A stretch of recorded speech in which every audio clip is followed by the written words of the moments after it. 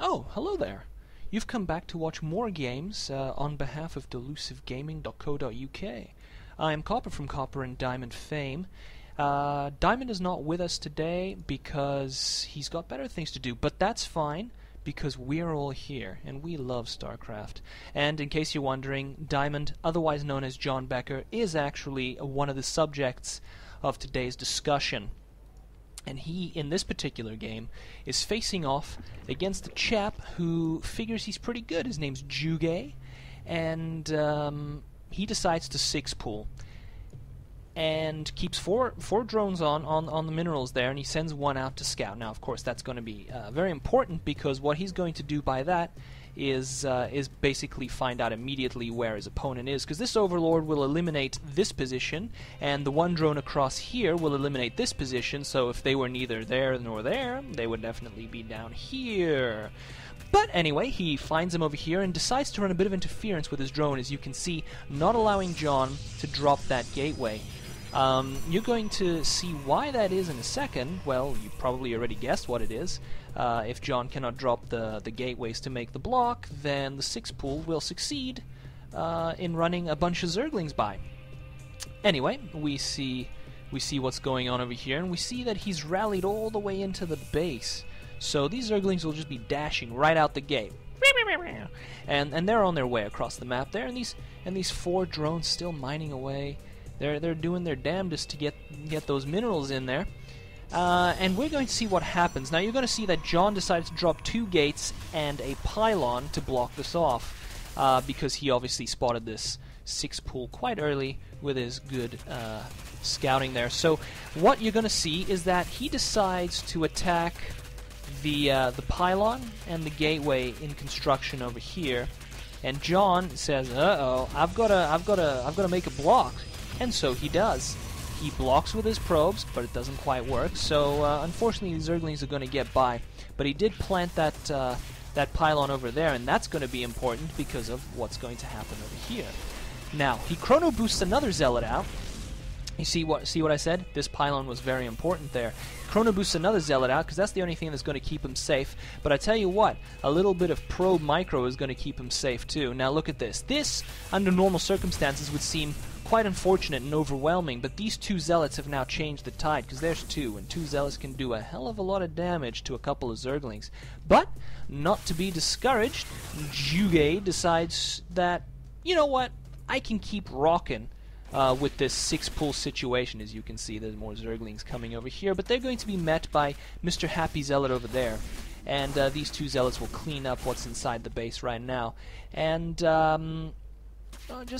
going to attack a little bit, but it's okay, because John, you should get rid of that poor zealot over there. Put him in the back, let him regain his shields. John has put a pretty decent force at his front door here. Unfortunately, he let that zealot go over there. That was unfortunate for him.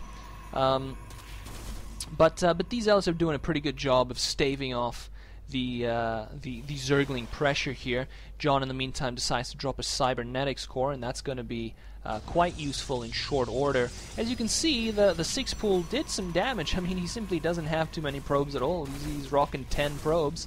Meanwhile, at the front gate, he's having some problems. He's having some problems because this zealot's just about dead, and he's chrono boosting another zealot, which means these two guys are going to get in, and he had to pull some probes. You just don't like pulling probes. It's just not the right thing to do. But will the zealot get out just in time? Looks like he did. Ah, there he goes. No, get those probes back in there, man. What are you, crazy? Get that zealot. Oh, there you go. So John, being diligent, doing his thing, chrono boosting yet another zealot, because that's the only thing that's going to stop this stuff. Meanwhile, over here in Juge's base, we're still rocking it out with 4 drones there, and he continues to throw Zerglings out here. Now, the reason that I chose to cast this is to show that even if you continue just going with your ridiculous, cheesy, I hate cheese, six-pool, you can actually sustain a very powerful attack with just 4 drones rocking out on the minerals and just pumping out constant Zerglings, because look at this.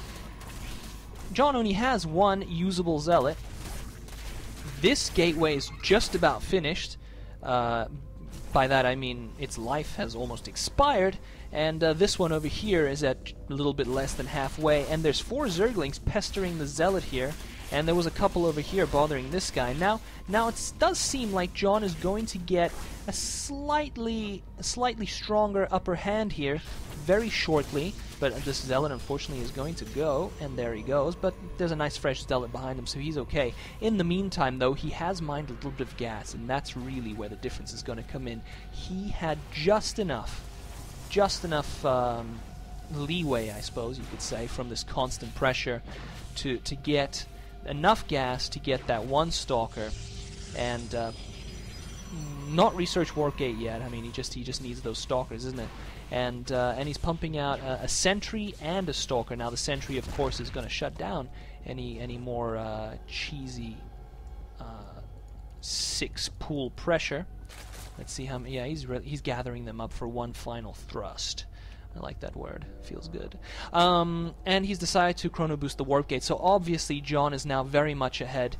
And the Zerg player probably realizes that because he's still going on 4 drones. And he decides this is going to be the one last attack. If it's going to work, it's going to be all in. And there it is. So obviously we know that John's probably going to win it. He does have the Sentry, the Stalkers, and you know, the economy, because right now Jugei's economy is non-existent. So he sends the drones up there to see if they can scoot by, but a beautiful, oh my god, genius force field stops them from getting by with the mineral patch flyby thingy that they do. In the meantime, the Zealot prevents them from going anywhere, and these 2 Stalkers and Sentry just clean up the rest. Now, there wasn't even a GG there. I know why there wasn't a GG. Because Jugei wanted to cheese and it didn't work, so he left all angry. Well, there you go.